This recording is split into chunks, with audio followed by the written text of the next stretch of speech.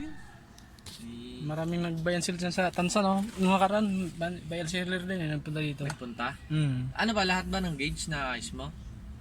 Depende sir sa ano, sa problema ng Oo. gauge. Ano, yung isa, yung RPM naman ng hindi nagana, tsaka yung speed. Ano sasakyan sir? Ganyan din, crosswind. Ano, sa crosswind kasi sir, ang sakit kadalasan, stock up yung coil. Pagka ganun kasi sir na stock up ang coil, yung hirap maghanap nun, yung coil. Mahirap. Oh, yung halimbawa sir, pag binuksan mo yan, tapos galawin mo yung needle, ayaw na gumalaw. Naka-stack up lang Oh, siya sa nakastock up 40. na lang. Oh, pag ganun kasi sir, hirap maghanap ng ano, needle eh. needle? Oo. Hindi kayo nakapaggawa nun. Oh. Paanong solusyon nun? Ano, maghanap ka ng ano sir, kung may Yung gauge mga talaga? katay, o kaya buong gauge na ang palitan mo doon. Pag ganun. Pahirapan maghanap nun sir, yung coil nito mismo eh. Sakit ng Yun naman, crosswind dyan. gumagana lahat. Nakita mo sa video. Ah. Gumagana lahat. Yung problema nga, pag nabilod sa init, tsaka uminit na. Okay. Sige, basta pa mo lang yung... Kailangan na ng gas.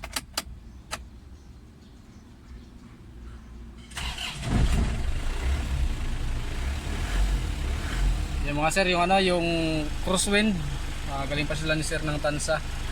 Bali, nabili nila yung sasakyan, ganito na yung issue. Yung panel gauge niya, sa umaga daw, pag malamig pa sir, yung ano, nagana daw yan lahat pagka umaga, yung malamig pa daw yung makina. Pero pag naibiyahin na ni sir, tapos mainit na yung sasakyan, yan, ganyan na, hindi na siya nagana lahat, blackout na. Pati yung odo, wala na rin. Yan, fuel, temperature, speedometer, tsaka RPM, yan, di na siya gumana pagka naibiyahin na. Dati mga 30 minutes daw bago mawala, pero ngayon saglit na lang daw nawawala na yung panel gauge. Tignan natin ito mga sir kung anong problema nito. Short yung ano, Fortuner ba yan? Ano? Ang pagawa dati daw, hindi mo naayos. Ano yung... Nakalambabo, pinasan mo. Sabi mo, ginalaw yung likod ng ano. Oo. Dead shot din, di ba? Yung pagano mo na Ford EcoSport? Oo, ang paggawa mo ng ano, yung temperature yata. Mm. Yung gumana, no? Ginalaw lahat eh. Kung ano na... Magkano ngayon, magkano? 36, oh? Surplus pa? 36 surplus. Surplus pa pala yun. Oo. Gaano kamahal yung bullshit na yun. Hindi ka pa sigurado, no? Pagkabit eh. Tapos wala pang warranty yung mga ganon. Ano, kasi electronic yun eh. Hindi nila alam eh. Siyempre, pinuhang mo yun dito. Oo. Hindi man nila matetesting yan doon. Ang idadahilan kasi ng mga nagbenta, baka mamaya nagkamali kayo ng kabit, kaya nasira na tuloy. Ganun nyo na yun. Ano yan nila. Pinakialaman nyo na eh.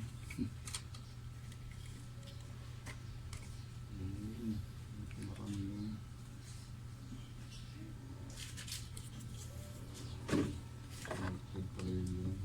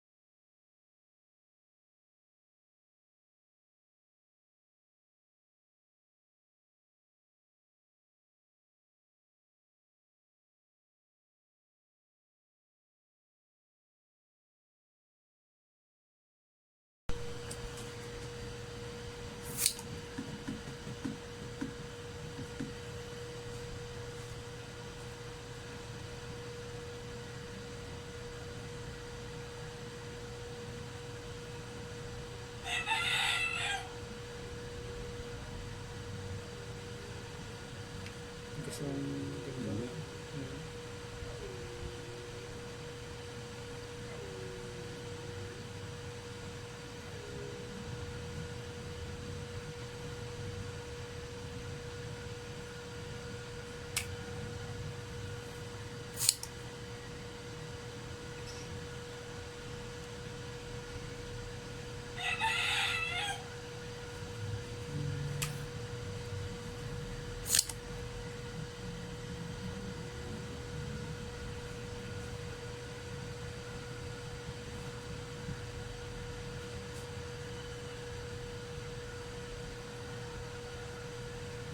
bulsa oh.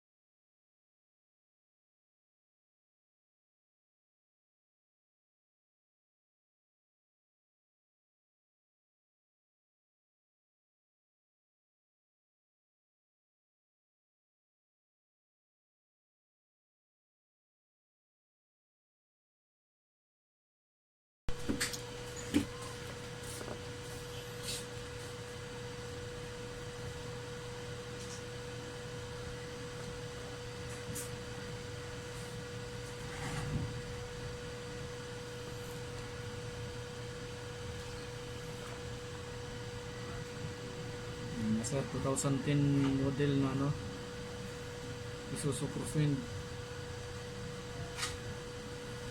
Blackout mga sir ang issue niya.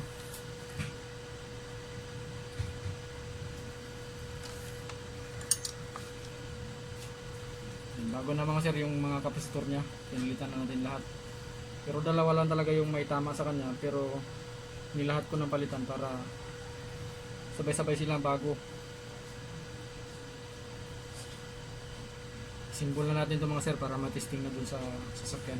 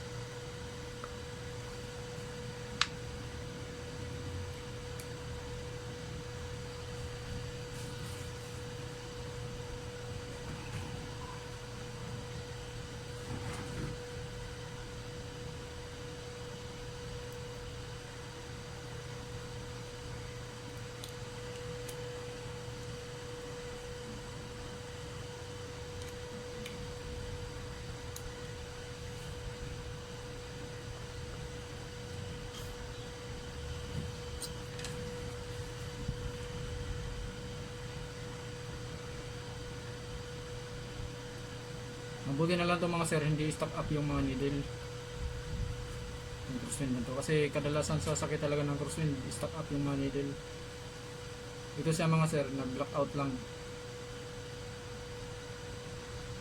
Pag malamig, nagana siya, pero after, wala pa daw 30 minutes mga sir. Saglit na lang daw. Basta nakainit na ng konti yung sasakyan, blackout na raw siya agad.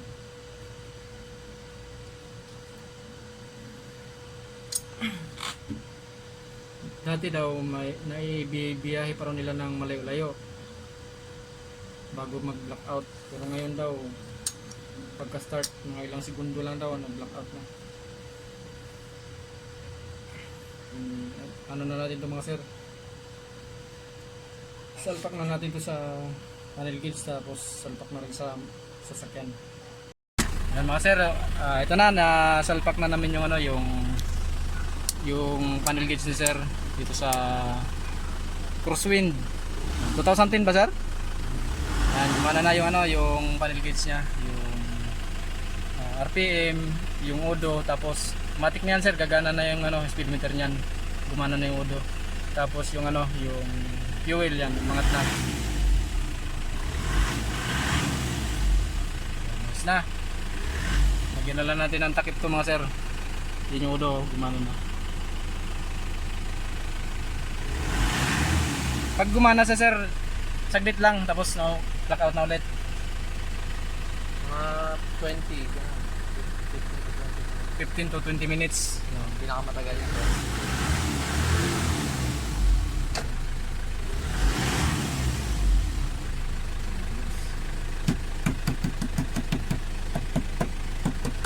Yung iba kasi pag nalubak nagana na namamatay pag nalubak.